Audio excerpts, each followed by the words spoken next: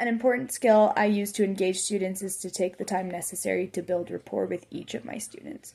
Being able to make connections with students and help them feel safe in the classroom allows for even a boring lesson or a lesson that doesn't have like a fun project attached to it to still provide engagement. Furthermore, I take time to make sure students are able to connect with the content being taught by showing students how what we practice in the classroom relates to their own lives. For example, when teaching poetry, I broke down rules of poetry and compared them to common rules within rap.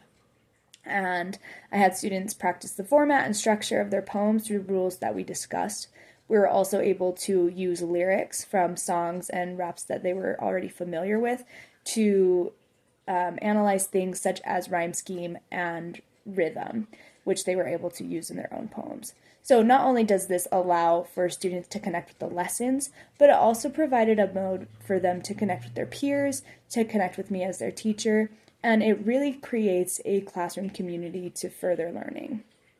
Through things such as testing, I've been able to identify areas of struggle and areas of strength in my classroom, which helps me as a teacher understand structural areas that need to be retaught so students can better understand concepts moving forward in the class. I found this really important when I realized that students in my class didn't understand how to restate prompts when writing. And so we broke down a prompt we were using, and together we were able to practice restating the prompt and then stating our own view to answer the prompt. Then from there, they were able to explain their response in the rest of the paragraph.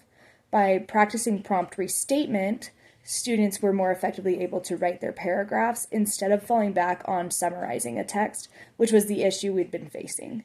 If I hadn't taken the time to assess the students, we would have had a much larger issue when it came to writing essays. When lesson planning, I find it really important to have an objective in mind initially through identifying the purpose of a unit. So allowing each lesson to come back to the unit focus and then reinstill the learning objectives or outcomes. It's important to create things like students will learn statements so lessons can stay on track, and you want to share those statements with the students so they also understand what we're learning, which again comes back to helping students connect with the lessons. Through data collections, lessons can then focus on specific areas necessary for each class.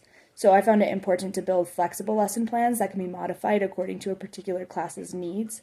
While every class might be learning paragraph structure, one class might need extra time doing something like a think, pair, share, whereas another class might want a quick review of a concept before moving on to the project.